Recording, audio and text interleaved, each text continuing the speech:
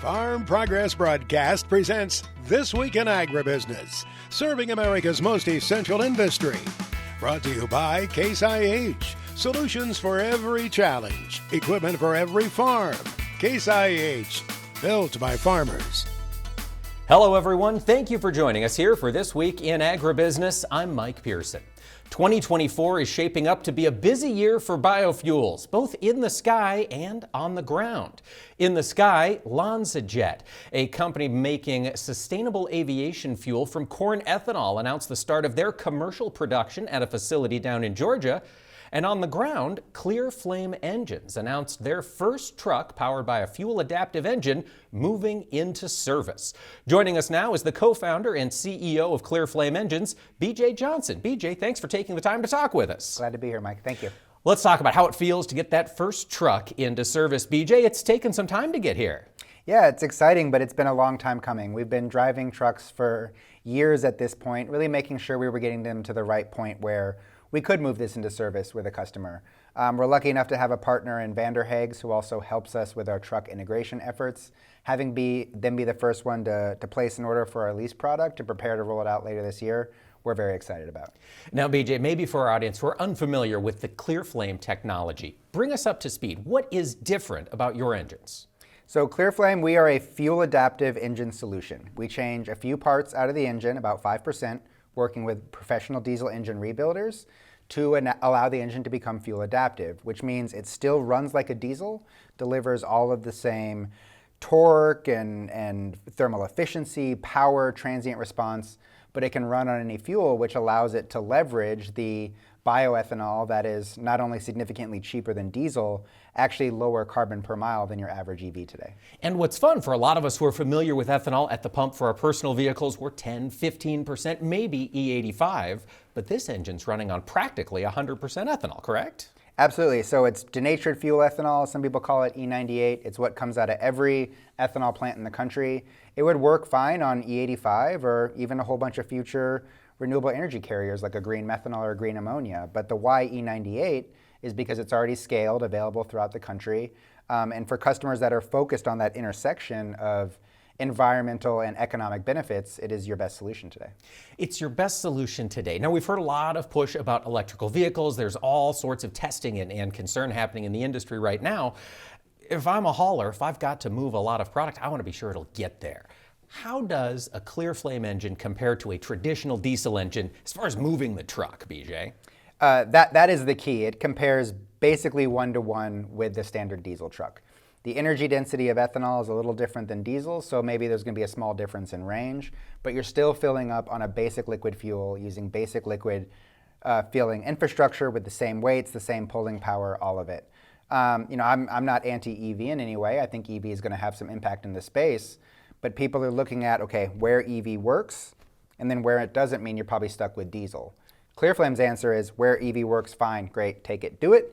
Where it doesn't work, you don't have to be stuck with diesel. You can get a clean solution that, oh, by the way, is also cleaner and cheaper and helps you get your job done. And it's going to work in the cold when things get very, very cold and frozen. BJ, look out over this next year. We've got some exciting news here. Where do you see Clear Flame going from this point? So our goal is to get our first 20 to 30 trucks on the road this year, first 20 to 30 customer trucks on the road. So really we can be planning for 200 or so in 2025. That means we got to find the right early customer partners, people who want to grow with us, learn with us, and then perhaps most importantly, think about how they can scale aggressively with us. If you're adopting today in Des Moines or Omaha or Dallas, where do you grow from there, from hub and spoke to corridors to eventually a national network of Clear Flame trucks driving around? Utilizing all of that corn ethanol and other biofuels across the country. BJ, if we've got viewers who are intrigued by what you're working on there at Clear Flame, where can they go to keep up on your company? Our website's at www.clearflame.com. You can also follow us on Twitter or LinkedIn. Fantastic. BJ Johnson, co-founder, CEO of Clear Flame. BJ, thanks for joining us this week. Thank you, Mike. Today's larger, heavier equipment can lead to more soil compaction issues. Firestone Ag IFVF tires with 82 technology maximize load capacity while minimizing soil compaction. Now it's time to talk markets. Dan Huber joins us this week of the Huber Report. Dan, thanks for taking the time to come. My pleasure to be here. Thank you. Let's talk about this corn market. Sure. It's another week of sideways moves in corn. What's the market waiting here to move out? Well, of course, lack of demand is probably as much as any factor we have out there right now. So it just kind of the winter lulls. I mean, there's really no news or very little fresh news coming in. Again, as I said, we're not seeing much on the export scene right now. I mean, weekly sales have been respectable, but well factored into the market. We know what's going on there. So, and of course, early in the year is when you need to put the sales on the books anyway. It's tend to be when you get in the summer months and beyond that they tend to drift off. So, just really no stimulus. Outside markets, not much of a positive influence anywhere in the commodity sector as a whole, and maybe the rare exceptions. Cotton's had a little bit of a rally this month, but boy, outside of that, I think lack of interest, and you tend to the money that's there is on the short side, and any additional money is looking elsewhere for greener pastures. I was going to ask you about that money on the short side. We talk a lot about managed money, that investor class of commodities buyer. They're short now, corn? Heavily short in the corn market. So it's which is maybe one of the saving graces we could have here. That for this time of year to have funds, 270,000 contracts short in corn, and that's a large spec, I should say, not necessarily funds. How much more are they going to really pile on there? You're only going to commit so many dollars to any certain market.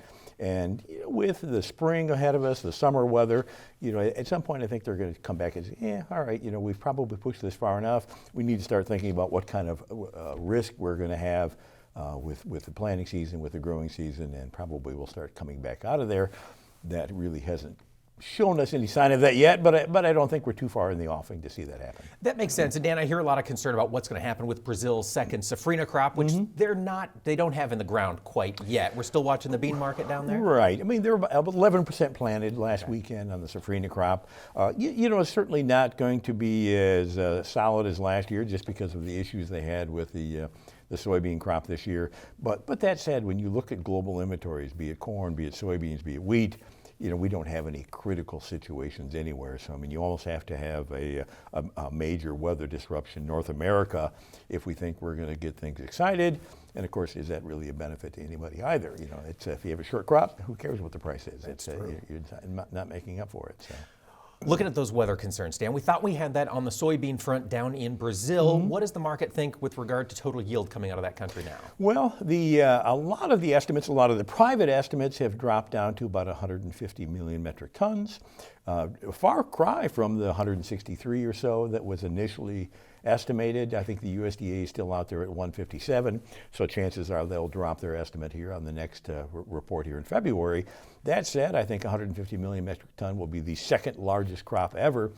And add into that the fact that Argentina, which had, of course, disastrous situation last year, is looking at a little rebound in their crops this year, so partially compensates for it. So when you look at the total supply coming out of South America, very, very ample. So. Argentina, of course, known for being the world's largest exporter of meal and oil. Dan, with them back online, are meal prices going to come down this summer? Absolutely. And again, we've, of course, seen meal drop precipitously here over the last 2 to 3 months. And yeah, I have to believe it's going to continue to remain on the defensive.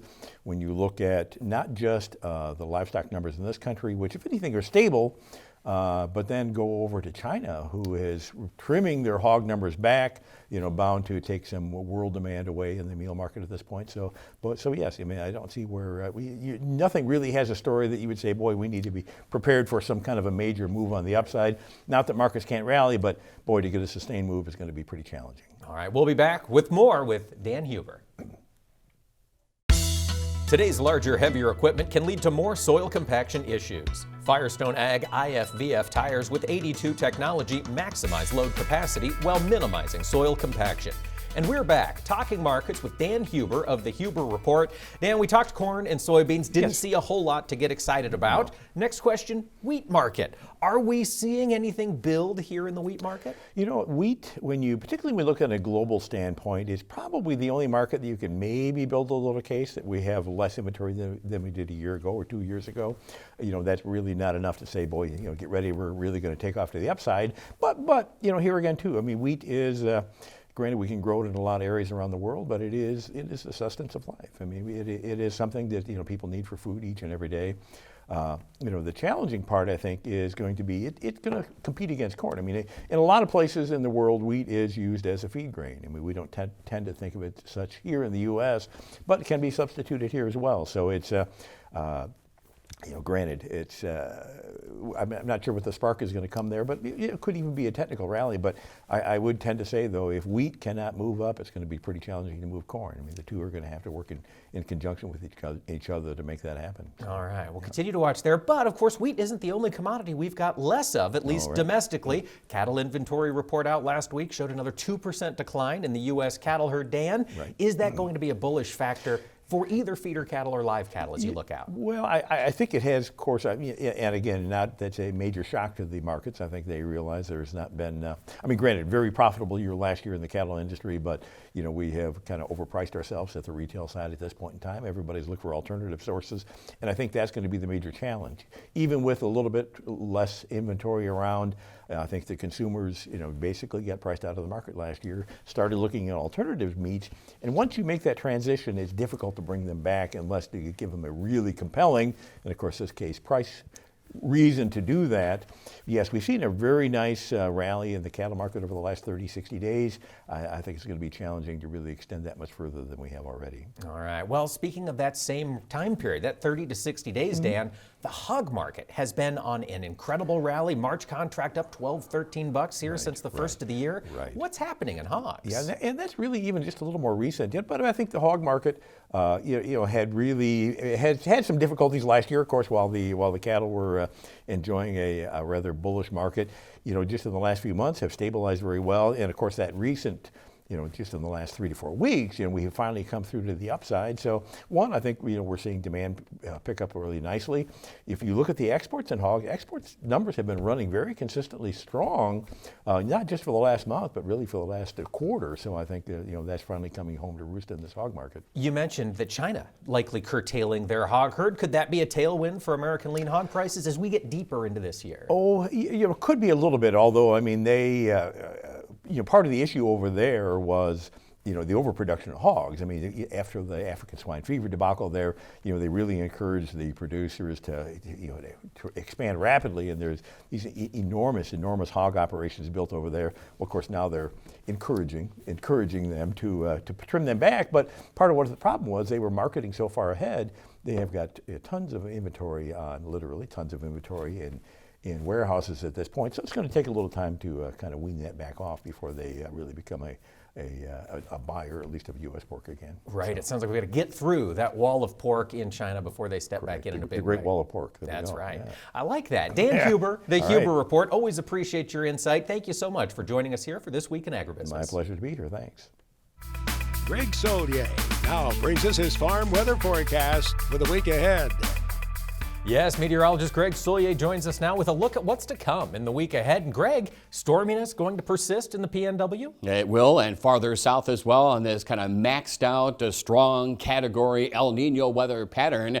Matter of fact, the latest update has this El Nino setup really going well into mid to late springtime, perhaps even early summer. We'll see what transpires here with outdoor work and field work farther to the east across the heartland here in the days and weeks and months to come. Northern extent of this atmospheric river back in the weather forecasting school days and just getting going in the business. We used to call it the old Pineapple Express, and it's a string of jet stream winds and energy all the way past the Hawaiian Island chain. And this is the first in a string of these systems to make their way into Northern California, the Pacific Northwest, early parts of the week. But downslope winds, Pacific air, and the snow melt has been underway from the Black Hills points north and east, and quite a recovery on temperatures out towards Cut Bank and Great Falls. About a 100-degree temperature swing the past couple of weeks from 40 below to daytime readings last week up and around 60. Cooler to colder, not bitter, but plenty of moisture in the air, and so that'll condense out with rain and snow around the Black Hills, rain in through Nebraska. Look at the big snows, big sky country back to Northern California and the Sierra into areas of the Cascades. So some opportunities to make amends of what's been a kind of so marginal snow season in the Sierra, only about 55% of normal, 8.5 inches water equivalency. Now that does not take into into account last week's weather system, nor this one coming ashore early in the week into California. Showers and thunderstorms. Desert Southwest is in quiet shape, and the warmth across much of the winter wheat belt. It is perceived that winter wheat crop is in somewhat better shape despite the swings of temperature and the oscillation back and forth between dry time and moisture. We'll see what happens here in the days and weeks to come there. But in any event, look at this swing of the jet stream winds, this buckle, this trough over the desert Southwest. Widespread moisture for California. Showers and thunderstorms, desert Southwest. Snow in the mountains, and that moisture too there, Mike, moving into the plains with showers and thunderstorms and added drought relief for parts of the central and southern plains, those winter wheat belts. Greg, I'm watching that jet stream from the southwest to the northern parts of the Corn Belt. Is that going to bring some mild weather? Very mild weather, and probably a continuation of temperatures obviously well above average, and a very quiet go. But footing issues, mind you. There's not much frost or freeze nor snow on the ground, but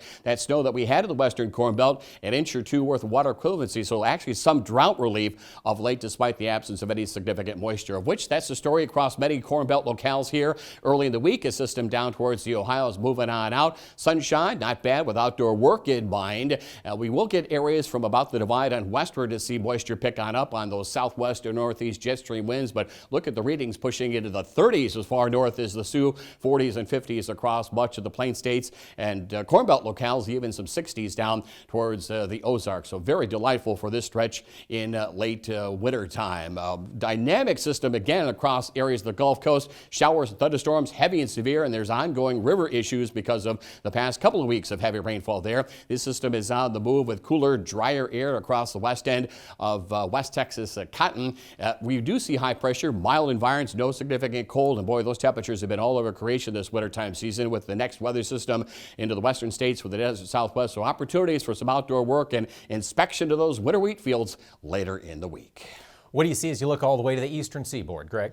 Boy, it's been one facet of weather or another, from winter storms to cold wave weather conditions and nor'easters. And here's the latest feature making its way up across parts of the country with colder air on the move, by the way, for this part of the country. Meanwhile, as good as it gets for February across the Corn Belt locales. Seasonal temperatures up to the Sioux, the next weather system for the upper Midwest. Lots of late winter sunshine for the Midwest with temperatures above average there, and some dry time much needed for the Northeast and New England the middle to late parts of the week. Watch for severe weather across the Gulf Coast early to middle parts of the week with showers and thunderstorms here, but a big improvement. Streams and rivers easing on down with a much drier weather picture expected as high pressure builds in over the middle and late portions of the week. Closed captioning for This Week in Agribusiness is brought to you by Pentair Hypro, a global leader in innovative spray technology for farmers for over 75 years.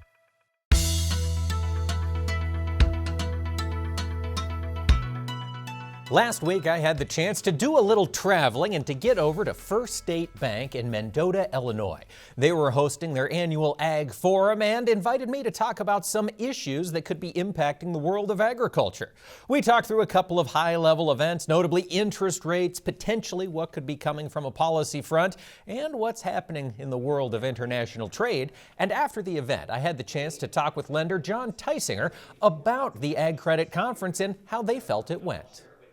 I was pleased. We had about 200 people. It is our 24th annual Ag Conference that we've had at First State Bank. We love hosting it every year, and it's we try to get good quality speakers, and I think this year, once again, we succeeded.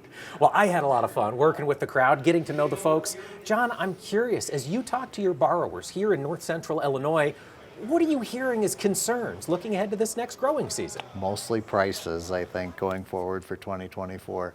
It's always a concern. There's uncertainty in every year as you move through it and as you go into it, but this year is no different. It has its fair share of uncertainties. It does. Interest rates, John, we're hearing a lot about that here nowadays. Are growers going to have their hair blown back when they see their interest rates going forward? Well, hopefully we've prepared them a little bit. It's no secret out there that this economy is much different than it was 2 years ago or a year ago even. So hopefully it's a situation where if we're always having conversations with our farmers and our borrowers, it's no big surprise. So, and if it is a big surprise, well, shame on us. So, because we haven't been having those talks with them then. So. We have indeed, and I assume that was part of the conversation here at the Ag Conference. Folks looking ahead to the other issues that could impact them in the year ahead.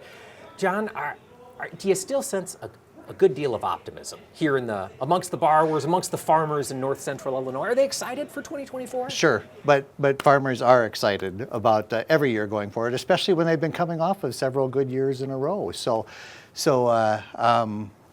I think there's some optimism. There's always optimism, and make hay while the sun is shining, and then prepare yourself for down years. So, and if this is a down year, then hopefully they're ready for it. And if it's not a down year, we'll just take another good year. That's what we want to do.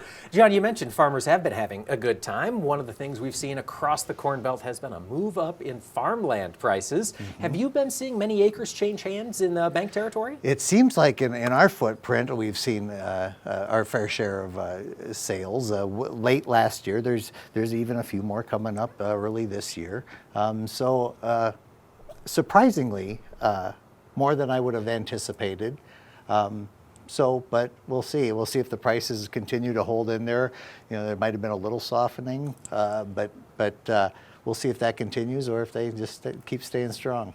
Hopefully this year does stay strong from an economic standpoint for America's farmers, and if it does, there are a lot of places they could put that money, notably upgrading their machinery. Recently, I had a chance to talk with Yancey Wright from John Deere's Precision Upgrade about what's new in the world of precision technology. Well, everything's new with precision upgrades, including our name. So, we've been in the upgrade business for, I'd say, in earnest, 3 or 4 years now. Operating under what we call ourselves performance upgrades, because we had a lot of performance type upgrade packages. Think putting high speed planter row units on current planters with ExactEmerge, for example. Over the last year, we kind of wanted to change our focus, and our focus now is more on getting as much precision ag technology into the market as possible to allow more of our customers to take advantage of some of this technology that either helps them reduce their input costs or increase their yield potential. Yancey, when we're talking precision upgrades for John Deere equipment, can you give us some examples? What are some of the products that folks have put on equipment that they've purchased? Yeah, we've had upgrades for, like I mentioned earlier, planters. ExactEmerge kits to upgrade a planter to. Sprayers, for example, our ExactApply nozzle control system. We've got upgrades for sprayers. Combines, we've got upgrades to bring some of the technology that you get in the X9 combines and put that same technology on S700s.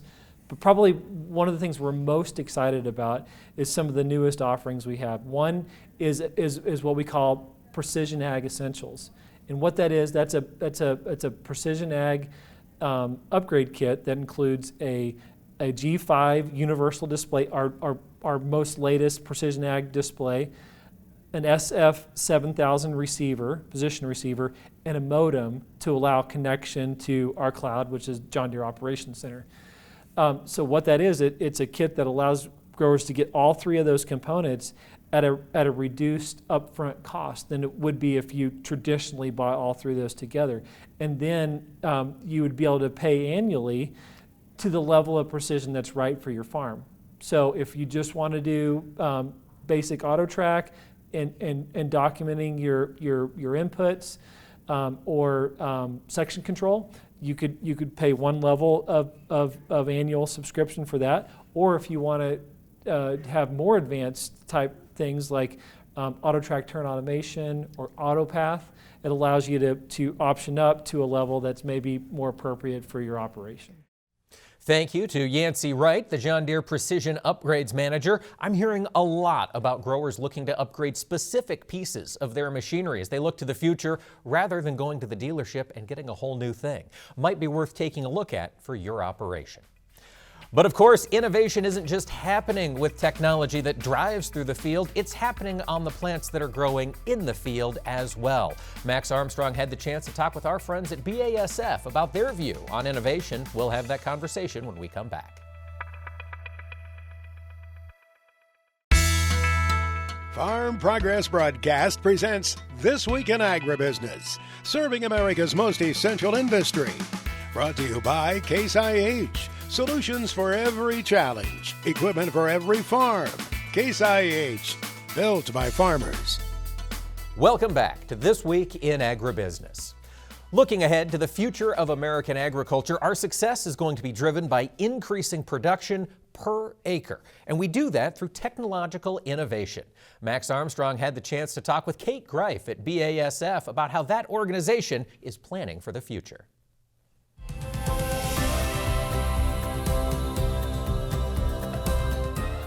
Well, we understand BASF has several new products coming along. Give us some background for what's happening here with these new introductions.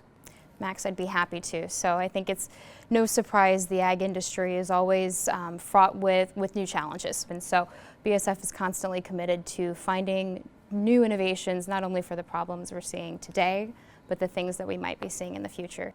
How does the BASF team approach innovation? I'd say first and foremost, we need to think about what are the problems that farmers are facing. Is there a disease we're having a hard time controlling? Is there resistance to particular weeds we need to have a different product to help provide a solution for? And then it really does take over 10 years of research and development to bring those to market. So we've got teams dedicated solely to finding innovations for today's problems, but then also thinking about what are the problems we're going to be facing in the future, and then how do we provide and find technologies for those problems as well. I know from previous visits it's a robust pipeline that BASF has. Can you give us some feel for how much might be in the pipeline? So if we think about from 2020 to 2025, the stat we like to use is we're going to have 25 new innovations between that 5-year period. And whether that be seed innovation, crop protection innovation, digital innovation, we've got something coming for farmers all across the U.S. So not everybody's going to be impacted by all 25. Farming can be very regional, but if farmers are interested in knowing what's going to be more local to them, we do have a website completely devoted to innovations coming down the pipe. So ag-innovations.basf.us. Can you give us an overall view, just maybe a 10,000-foot view of how research is handled at BASF? First and foremost, you need to find the AI, when we think about traditional chemistry, that's going to be effective on whatever the challenges you're facing. Now, that said, we also need to make sure that it's going to be safe on anything else that's on that farm. From that point, once we find the AI, it's about 11 years of research and development to get that to market, and almost $300 million. So a lot of investment going into that. But between finding the AI, taking the time to get it into a formulation that's going to stay in a sprayer in suspension, but also stay in a jug on the shelf, making sure it'll go through nozzles in a way that's not going to plug up a system. There's a lot of technology that goes into not only the AI piece, but the formulation development piece. And then beyond that, getting manufacturing to scale to be able to get this product into a bulk tank or a tote or a jug to get it out to our farmers. So that's not to say anything of the regulatory process that comes through getting the regulatory and federal approvals as well. So it's quite a timeline and it's a lot of money, but if we've got problems out there that need solving, we continue to invest daily into agriculture for the U.S. farmer. Thank you, Max. And folks, you can see the full Plan Smart, Grow Smart series at the website. Visit plansmartgrowsmart.com. Greg Solier is back now with his extended farm weather forecast for the nation. Earlier in the show, Greg mentioned there's an active Pineapple Express weather system. Greg, that's going to bring some more moisture next week, isn't it? Yeah, a series of these systems on 150 to 180 mile an hour jet stream across the Pacific. And so the moisture pattern is back into play with at least another inch. That's the kind of an average water equivalency across much of California.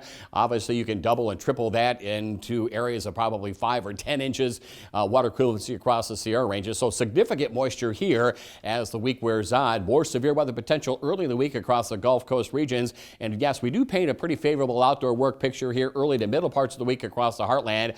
Late in the week towards the following weekend, things will light up with a wide swath of an inch or two. Keep an eye on streams and rivers. Snow and ice for the upper Midwest, Canadian Prairie. More rain for the southeastern part of the country and towards the following weekend as well. More weather business for the northeastern New England. So one precip type or another expected across the country this week. The week after that, week of February 12th, of course, course, National Farm Machinery Show in Louisville. Greg, how do things look for that? Head to the pool, maybe? Do they have that there? Look at this. Readings well above average. That's probably 55, maybe 60 or 65 degree warm down towards Louisville, and 40s and 50s, and no snow cover to speak of through much of the Midwest. The warmth all the way down across the Gulf Coast areas and the Atlantic, a little bit below average, and another strong digging jet stream pattern across the west. And look at the plume of moisture from SeaTac all the way down to Baja to the Rio Grande, swinging up the Ohio. This will be primarily rain, probably severe weather potential here. And yeah, despite the mildness of the air, holds a lot of moisture. Keep an eye on snowfall potential for the upper Midwest, back into the plains. Some quiet time, short-lived over the southeastern portions of the country.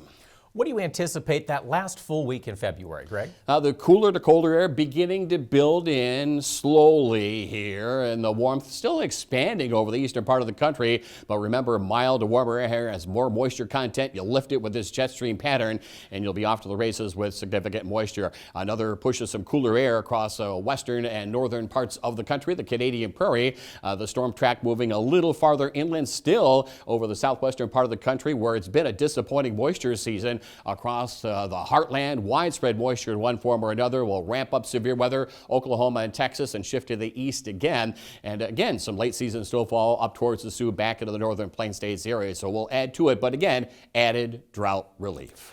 As we get into March, Greg, does that cold area start to expand? It does. It will be on the move here, and here it is. Look at this almost midwinter feel up towards the Canadian Prairie. Cold weather back into Southern California. The jet stream swinging across the Ohio Valley, and that compaction of temperature serves up this, and it will be a busy one across much of the country. More moisture for the northern and central Rockies, added drought relief. It's snow across the plains. Look at the severe weather from the Ohio and southward, and more late season moisture in one form or another across much of the Corn Belt. That'll probably take us through the remainder of the month of March. Our Farm Progress Roundup is sponsored by Brandt Industries. Lead the field with Brandt's lineup of high-quality, high-capacity field grain belts and augers. Visit brandt.ca for more. This week on the Farm Progress Roundup, we're meeting one of the newer faces to the Farm Progress team. Andy Castillo joins us this week. He's serving as the editor of Farm Technology and Equipment. Andy, thanks for taking the time to talk with us today. Thanks for inviting me on. It's good to be here. Now, you're new to the Farm Progress team, but not new to journalism. Give us a little update on your background, if you would. So I've been in journalism for about a decade now. It's kind of hard to believe. I started in local television, actually, as a producer and a camera person. And then I wrote for regional newspapers for a number of years in a variety of capacities. And then most recently, I was writing for American City and County, which is a national publication that really focuses on local government, like the mechanics of local government, specifically in relation to how it interfaces with technology. Okay, so there's that technology piece. Now, of course, you get to cover it in total. Andy, what was it about this job that made it seem like something you'd want to do? So I've grown up around farms. I'm not a farmer, I'll be the first to say that. But in my capacity as a local news person, I covered the farming beat, and I really met a lot of farmers, and I covered a lot of stories about agriculture and the challenges that are facing today. So it's close to my heart. It's near and dear to my heart, and I'm definitely excited to be diving back into it in a different capacity this time. And you're going to dive back in, kind of a trial by fire. One of your first major assignments will be, of course, covering the National Farm Machinery Show in Louisville, Kentucky. Andy, that's just one short month away. Have you been looking ahead to what's going to be on display this year? Yes. Specifically, I'll be checking out the Kinsey 5670, which is a new planter. I actually just wrote about it. The story hasn't come out yet, but there's going to be a lot of technology there. It's definitely going to be trial by fire. But that's just the way it goes in journalism. They kind of toss you into the deep end, and you have to learn to swim. That's the way to do it. And what a swim it will be. Andy, as you think about technology broadly, it's impacting us nearly everywhere. And watching it circle back to agriculture is going to be interesting. Will there be ways throughout the year that our audience can check in and see the work that you're doing covering the farm technology and equipment beat? Certainly. So you can find my work in all of the publications, a lot of the publications, as the editors see fit and as it applies to the specific regions that they're covering, or you can find it on farmprogress.com. All of the articles will be posted up there. All of the articles are there, all of the insights about what's to come, and of course, National Farm Machinery Show. Andy, that's probably just going to be the first. I've got a hunch you'll be out on the road quite a bit covering the world of technology and equipment, don't you think? Certainly. I'm actually heading to Orlando to cover another product launch from Case IH this weekend. So it's going to be a lot of excitement, a lot of travel, and a lot of writing about and touching and interfacing with technology. That it's changing the landscape for sure. It certainly is, and folks, you're going to want to keep it tuned to Andy to keep abreast with what is happening in the world of agriculture. That's Andy Castillo, editor of Farm Technology and Equipment with Farm Progress, and folks, stick around. We'll be back with more after this. Next on This Week in Agribusiness, it's Max's Tractor Shed, where we spotlight another great American farm tractor. Being the purist that I am with the old tractors, I've often argued, don't mess with it. Don't come up with some kind of a strange color. Don't add all kinds of attachments to it. However, when you stop to think about it, since the beginning of time, farmers have added parts or made changes to their tractors to make them even better than when they came out of the plant. I'll show you an example in Max's Tractor Shed, brought to you by Mystic Lubricants. Mystic Lubricants producers are made to make it last. Many times when you're walking around old tractors at a show, you'll see a lever. You'll say, what was that for? Or maybe some holes that have been drilled where it doesn't appear they should be, and you'll wonder, what did the farmer do to that tractor?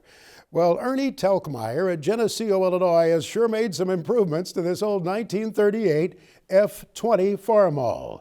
He upgraded it with electric start. No more hand cranking. There's a 12-volt alternator with lights on there, full-time live hydraulics, a 3-point hitch, and easy access steps. Well, that's an improvement, all right. Oh, he extended the PTO on it, too. An 86-year-old, very much upgraded Farmall F20 at Geneseo, Illinois. You'll find a lot of equipment maybe upgraded, maybe not changed at all. Crossing the block at Big Iron Auctions. Coming in now with his weekly report, we welcome Mark Stock.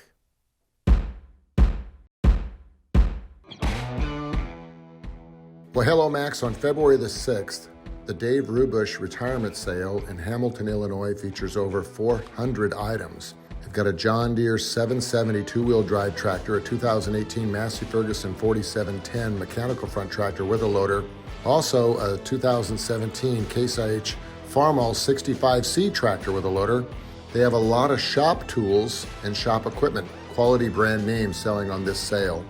All of the items are at the Sullivan Auctioneers lot located in Hamilton, Illinois. On February the 7th, Greenpoint Ag Holdings LLC will sell a Brandt grain belt conveyor, Bobcat S740 skid steer. They have several fertilizer tender trucks and crew cab pickups.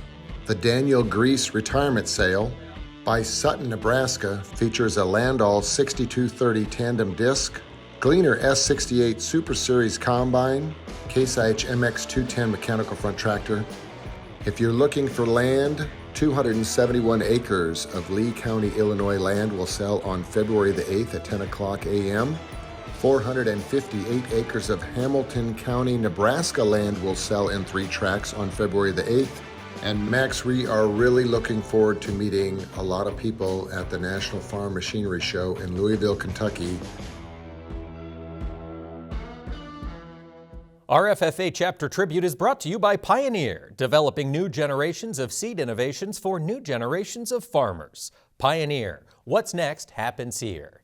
And now we're meeting that next generation of agricultural leader. Joining us this week is Kylie Matson. She serves as a vice president for Missouri State FFA. Kylie, thanks for talking with us. Yeah, of course. I'm happy to be here. Tell us a little bit about growing up. Did you grow up in a farm family?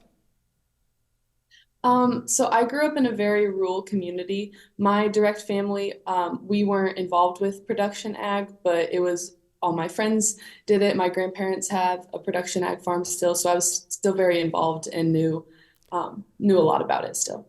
And so what was it that made you want to be a part of FFA? At first, it was one of my older sisters. She was in FFA, and I got to see all the different things that she was able to do, going to different contests and conventions and all the friends she had made. And it just sounded like a really fun experience. And then I got into it, and those experiences that I got to have, those friends I got to make, the contests and classes that I got to take was really what kept me in it and with FFA. And of course, now you're in leadership, Kylie. And as you look out to this year of service, what are you most excited in participating in? So I was most excited about National Convention because I would be able to meet with state officers from all across the United States, which was really, really cool. And also just going back to my home area and visiting those chapters, those members. I've met with a lot of freshmen, which has been really cool to see, because I see myself in a lot of them, where I started and how far I've come in the process. So, it's neat to see that kind of enthusiasm in a younger student and watch it grow, isn't it? Oh yeah, most definitely. Now, looking out to the future, Kylie, do your future plans, do you hope to stay involved in agriculture? Absolutely. I am at the University of Missouri-Columbia studying agriculture education teacher certification. So hopefully in a few years here, I'll be back in the ag room as a teacher. That is fantastic, Kylie. We love to see that next generation of American agriculturalists have a passionate educator like you. Thanks for talking to us this week, and we wish you the best of luck in your successful future. Thank you for having me. Colby Ag Tech is brought to you by Copperhead Ag Products. Visit copperheadag.com for more information.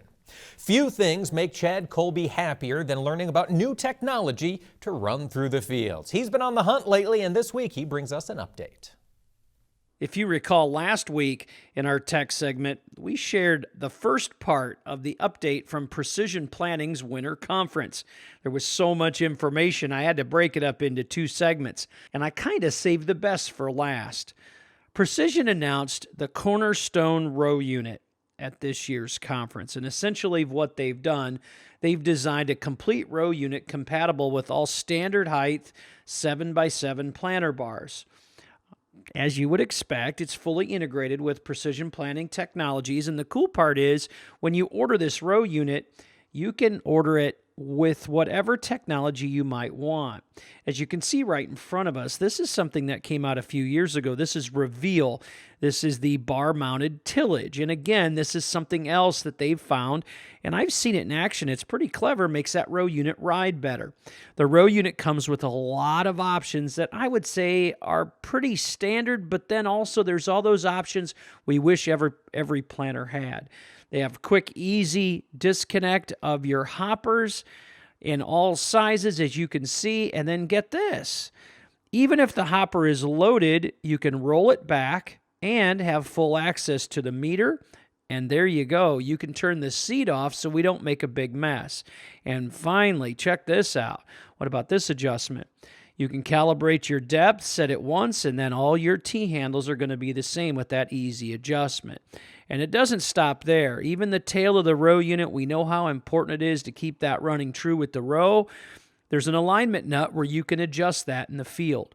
The thing I really liked about this unit is anything you want to add now or in the future, they've thought about that. This will be something you want to check out at upcoming farm shows this winter. It's going to roll out some this year, but in full production in 2025.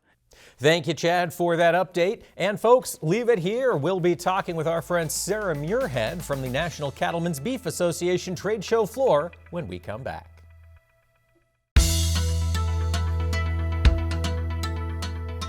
Yes, indeed, meeting season is in full effect, and that means it has been a very busy week for the livestock team here at Farm Progress. Sarah Muirhead serves as the Managing Director of Digital Events for Farm Progress, and she has been traveling across the southern part of the country this week. Sarah, thanks for taking the time to talk with us. Nice to be here, Mike. You kicked off the week at the International Production and Processing Expo, IPPE, in Atlanta. Fill our audience in. What is IPPE? IPPE is a meeting that brings together the Meat Institute, the poultry industry, as well as the American feed industry, and the renderers are there as well. So a lot of different entities throughout the food chain come together and talk policy, talk issues. So and I have a massive trade show. I think it's 11 football fields is what they were talking about this year as for the trade show space. My goodness, that is a lot of space. And Sarah, as I think about that poultry industry, my brain goes to HPAI, high path avian influenza. Is that an ongoing concern still in 2024? Yeah, we saw it lighten up a little bit this summer. This fall, it came back, and now we're kind of on a decrease again in terms of infections, which is good news, but a lot of concern still. We sat down with a poultry veterinarian, David Swain, and talked to him yesterday about vaccination, because vaccines, they're available, but there's a lot of trade issues with vaccines. The problem there is when you vaccinate a bird, is that bird, if it's a live bird you're exporting, or if it's a poultry product you're exporting, are you exporting the virus? So a lot of discussions in terms of, what it means from a trade perspective. There were also trade negotiators on the show floor, and they told us that they're talking to our big export partners about, their concerns, and, they'll take that into consideration as they look to see if we should approve vaccinations here in our poultry. Absolutely. Now, Sarah, you mentioned you had this conversation. Tell our audience, where can they go to have these conversations with you?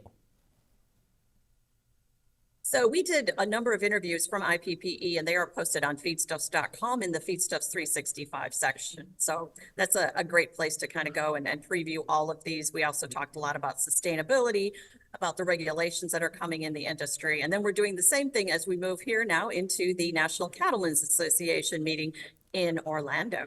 Absolutely. There are always things happening in the world of agriculture. Stay tuned to Feedstuffs to keep up to speed on what's coming from the National Cattlemen's Beef Association in Orlando. Sarah, thank you so much for talking with us this week. Thank you, Mike. That's Sarah Muirhead, Managing Director, Farm Progress Digital Events. And thank you, folks, for joining us here for This Week in Agribusiness. Be sure to catch us next time, same place, right here. Take care, everyone. This Week in Agribusiness has been brought to you by Case IH. Solutions for every challenge. Equipment for every farm. Case IH, built by farmers.